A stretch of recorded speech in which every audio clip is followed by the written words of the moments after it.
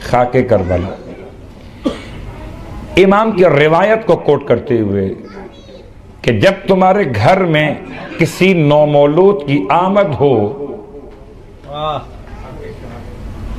تمہارے گھر میں کسی نومولود کی آمد ہو، تو لفظ استعمال کرتے ہیں بچے کی پہلی خوراک گھٹی پلانا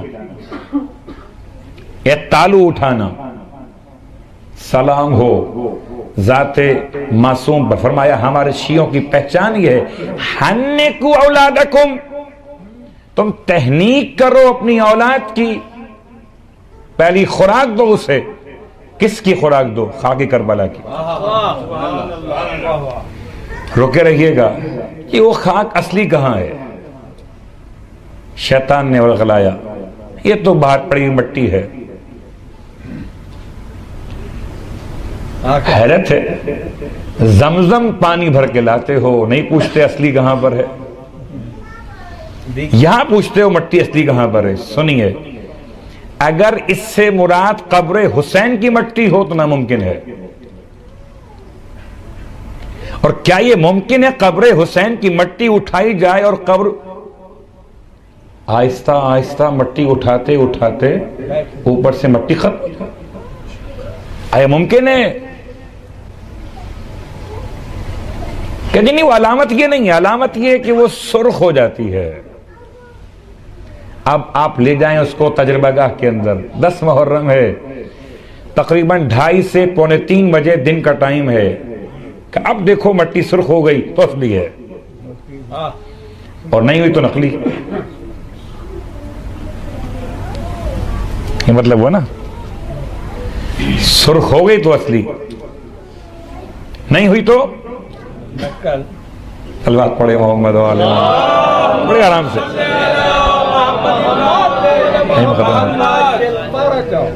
بات بہت طولانی ہو گئی، بات سمیٹ لیتا ہوں۔ مٹی کا سرخ ہو جانا اس کے اصلی یا نقلی ہونے کی علامت نہیں ہے، مٹی کا سرخ ہو جانا اس بات کی علامت ہے کہ اس میں 2 الگ الگ الفاظ ہیں، سرکار سید الشہداء کے خون کے اثرات باقی ہیں، یا یہ مٹی امام کی قبر سے اتنا قریب سے اٹھائی گئی ہے کہ قربت کی بنیاد پر وہ 40 دن تک جو آسمان سے خون برسا، یہ اتنا قریب ہے قبر حسین علیہ السلام سے مٹی کے اس قربت کی بنا پر اس میں اثرات ہیں کہ یہ وقت شہادت سرخ ہو جاتی ہے۔ حنکو اولادکم، اپنی اولاد کی تہنیک کرو، پہلی خوراک دو اسے۔ ڈسٹ ہے، مٹی ہے، جراثیم ہوں گے، لا حول ولا قوت الا باللہ، میڈیکل سائنس، مٹی۔ اب خیر وہ تفصیلات میں کہیں اور نکل گیا تو بات بہت طولانی ہو جائے گی۔ امام کو بتائیں، مولا آپ کو نہیں معلوم ہے شاید، مٹی تو نقصان دہ بچوں کے لیے، اس سے بتاتے ہو جو نسلوں کو دیکھتا بھی اور جانتا بھی، اس سے بتاتے ہو جو نفس انسان کا ایسا عالم جیسے نفس اس کے سامنے بنا، یقیناً سامنے بنا، اس کی برکت سے بنا، اس کی برکت سے بچا ہوا ہے۔ اگر اس کی برکت نہ ہوتی تو آج کوئی شخص دنیا میں باقی نہ ہوتا۔ جو آپ پڑھ رہے تھے نا قبلہ ہٹ صاحب کہ ہٹ جائیں گر امام زمان درمیان سے، لاکھوں بلائیں ٹوٹ پڑیں آسمان سے، تو بلا ہے مٹی میں بھی، بلا ہے پانی میں بھی، اگر معرفت امام نہ ہو۔ اور اگر معرفت امام ہے تو خاک نہیں ہے، خاک شفا ہے۔ عجیب جملہ ہے، میں حیران ہوں۔ خاک دوا کہہ دیجئے کہ نہیں، دوا نہیں ہے۔ کیوں دوا نہیں ہے؟ اس لیے کہ دوا ہر مرض کی الگ الگ ہوتی ہے۔ سر میں تک درد ہو تو آپ گھٹنے کے درد کی دوا استعمال نہیں کر سکتے، کہ دونوں کا مقام الگ ہے، دونوں کے تقاضے الگ ہیں۔ اگر بی پی ہائی ہو جائے تو شوگر کی ٹیبلٹ آپ یوز نہیں کر سکتے، مرضی الگ الگ ہیں۔ اور پھر دوا استعمال کرتے ہیں جب کورس پورا ہو جائے، تب کہیں جا کر معلوم ہوتا ہے کہ فائدہ ہو رہا ہے یا نہیں ہو رہا۔ تیسرا جملہ، اللہ کے رسول کی روایت 1400 سال پہلے ارشاد فرمایا کوئی دوا ایسی نہیں، ڈاکٹر صاحب کوئی دوا ایسی نہیں ہے جو کسی نئی بیماری کو جنم نہ دیتی ہو۔ اب یا تو پیغمبر نے ویسے ہی فرما دیا ہوگا جو اڑتے پرندوں کے وجود میں حلال کو جانتا ہے، حرام کو پہچانتا ہے، جو پانی کی گہرائیوں میں حلال مچھلیوں کو بیان کرنے والا ہے، تو جس میں حیوان حلال میں کتنے اعضائے بدن حلال ہیں اور کتنے حرام ہیں اس کو جانتا ہو۔ اس مصطفیٰ کا فرمان ہے صلی اللہ علیہ وآلہ وسلم۔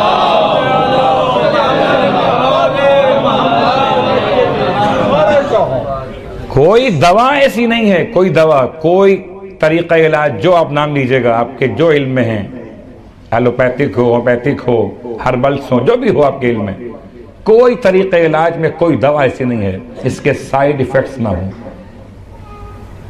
آج کی زبان نبی کہتے ہیں، اس لیے معصوم نے خاک کربلا کو خاک دوا نہیں کہا، خاک شفا کہا، کہ مرض میں اور دوا میں شفا کچھ دور رہتی ہے، کہ پہلے دوا ہو پھر وہ نظر کرم کرے شفا ہو جائے۔ یہاں دوا نہیں ہے، شفا ہے۔ اس کا مطلب ہے اب روایت معصوم کی کہ کیا اول دوا کے طور پر شفا کے نام سے خاک شفا دینی چاہیے؟ فَبَدَأً، امام فرماتے ہیں کہ جب تم کسی مریض کو خاک شفا دو تو تمام دوائیاں شروع کرنے سے پہلے، ایک روایتی بھی ہے، لیکن بعض علماء نے اس کو تاکید کو محدود نہیں کیا ہے کہ آپ دوائیاں استعمال، مسئلہ کیا ہوتا ہے ہم جب سب سے ہار جاتے ہیں کہ اچھا بھائی یہ دوا بھی سوٹ نہیں کرتی، اس سے فائدہ نہیں ہوتا، تو وہی حال ہوتا ہے جب کچھ نہ کر سکے جملہ کہو بسم اللہ، یہ سب سے آخر میں کیا مطلب ہے؟ چلو اب اس کو بھی صلوات پڑھے محمد والے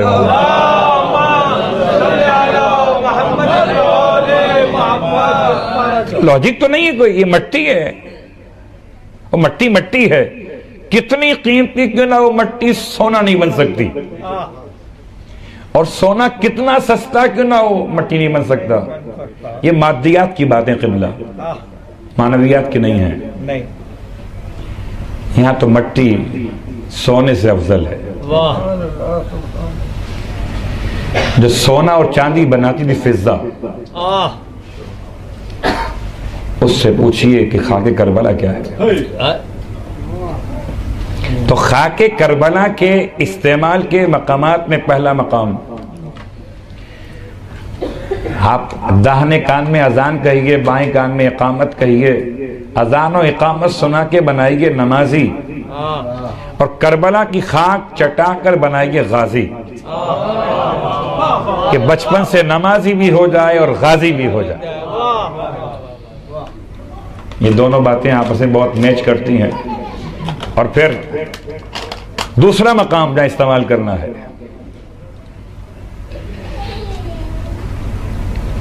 ایک شخص نے امام کی بارگاہ میں سوال کیا تھا، مولا مجھے حکومت کے مظالم سے بہت خوف ہے، کیا خاک کربلا امن کی علامت بن سکتی ہے؟ کیا میں اگر اپنے ساتھ حاکم ظلم و جور کے دربار میں اس کے سامنے جاؤں یا اس کے معاملات سے میرا گزر ہو تو میری تحفظ کی علامت کیا ہوگی؟ فرمایا بے شک اس میں کوئی شک نہیں کہ علامت امن ہے خاک کربلا، اپنے ساتھ رکھ لو تو میں کوئی شر باطل کا نقصان نہیں پہنچا سکتا۔ اس کے بعد سنیں، مشکل ترین وقت معصوم قم کا روزہ، اور ایک ایسی خاتون جو انتہائی گناہگار ہے، اس کے گناہوں کو بیان کرنا مقصود نہیں ہے، لیکن واقعہ سمجھانا مقصود ہے۔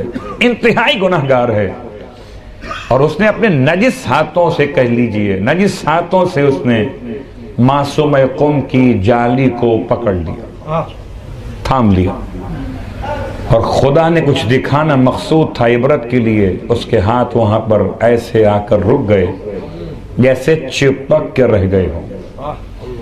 ایک شور مچ گیا، خواتین سے بات باہر مردوں میں آئی ہے، بڑی دعائیں، دعائے توسل، زیارت کا ورد، دعا زیارت عاشورہ اعلان کہ بی بی رحم کریں اس پر، یہ خاتون نے کیا ایسا کیا ہے۔ آخر یہ بات آغائے بہجت تک پہنچائی گئی۔ آپ سے پوچھا گیا آپ بتائیے کیا کریں؟ فرمایا تھوڑی سی خاک کربلا لو، پانی میں ملاؤ اور ملا کر اس کے ہاتھوں پہ ڈال دو۔ کہ خاک کربلا ایک ایسی خاک ہے کہ جو ہر مشکل کا حل بھی ہے۔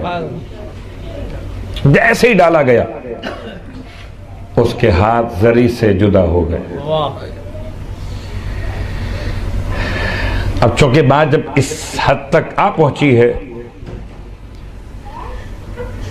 تو میں اس کو آسان کرتے ہوئے مکمل کر لوں، آج کی حد تک باقی بات انشاءاللہ کر لوں گی۔ سوچ کے تو آیا تھا کہ آج گواہی کی بات کو لا کر فرات پہ پہنچاؤں گا، لیکن بہرحال وقت ختم ہو رہا ہے۔ خاک کربلا کن مقامات پہ استعمال کرنی چاہیے؟ پہلا مقام پیدائش کے وقت میں، دوسرا مقام جب مشکلات ہوں، کسی دشمن سے مقابلہ ہو، تیسرا مقام جب کبھی انسان سفر کے لیے آمادہ ہو۔ ہمارے مدرسے کے نگران تھے، شہید کر دیے گئے، وہ کہتے تھے کہ جب کبھی گھر سے نکلو تو صرف دو جملے کو، السلام علیکہ یا ابا عبداللہ، السلام علیکہ یا ابن رسول اللہ۔ بہت غور کیجئے گا، جب کبھی گھر سے نکلو، ان دو جملوں کی برکت یہ ہوگی کہ یا تو تم سلامتی کے ساتھ واپس آ جاؤ گے، اور اگر موت لکھ دی گئی ہے تو شہادت تمہیں نصیب ہوگی۔ میں سوچتا ہوں کہ اگر سفر مادی ہو، گھر سے باہر جانا ہو، السلام علیکم یا ابا عبداللہ، کبھی آئیے روحانیت کی منزل پر جب سفر معراج ہو، مصلی پر کھڑے ہوں اور تکبیرۃ الاحرام سے پہلے ایک بار کہیے السلام علیکم یا ابا عبداللہ۔ تکبیرۃ الاحرام سے پہلے کہیے ایک مرتبہ السلام علیکم یا ابا عبداللہ، کے سفر پہ جا رہے ہیں۔ اور اس سے عظیم سفر اور کیا ہوگا کہ معراج تک جانا۔ صلوات پڑھیں محمد علیہ۔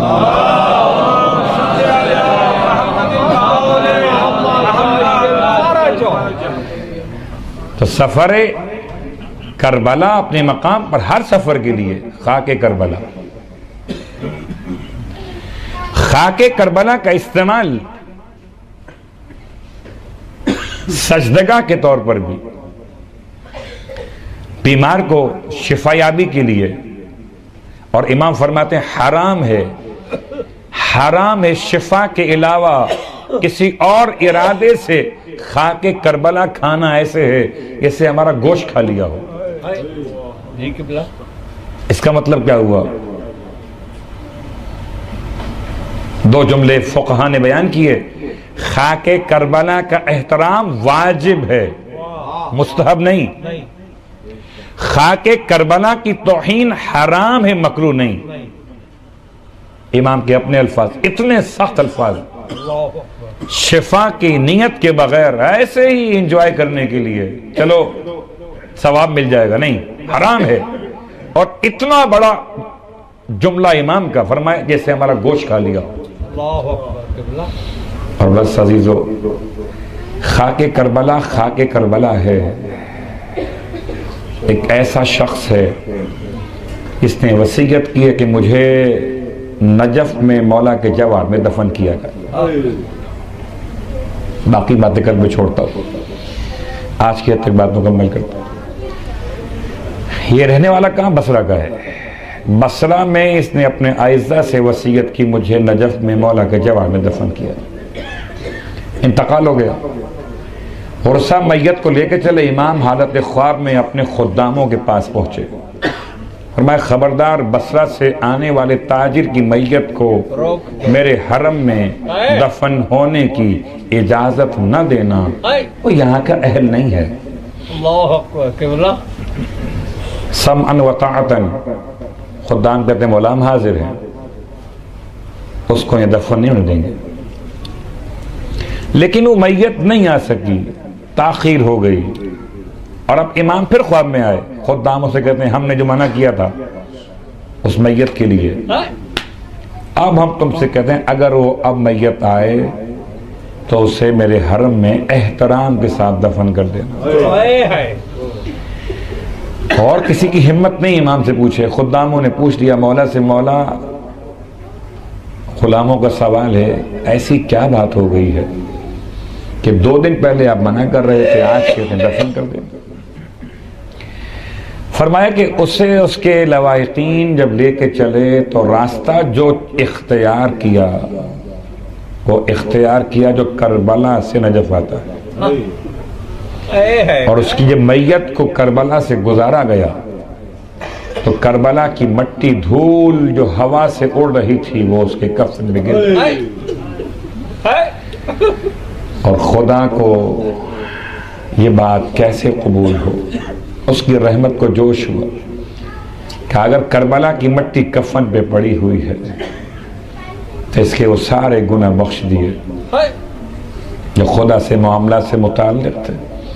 اب اس قابل ہو گیا کہ میرے حرم میں دفن کیا جائے۔ خاک کربلا، یہ مٹی جو ہوا میں اڑ رہی ہے یہ خاک کربلا ہے، یہ ڈسٹ نہیں ہے اس معنی میں، ورنہ آنکھوں میں مٹی چلی جائے تو آنکھیں خراب ہو جاتی ہیں، اور ایک نہیں کئی واقعات ہیں کہ آنکھیں ٹھیک ہوئی ہیں اس مٹی کے آنکھوں میں جانے سے۔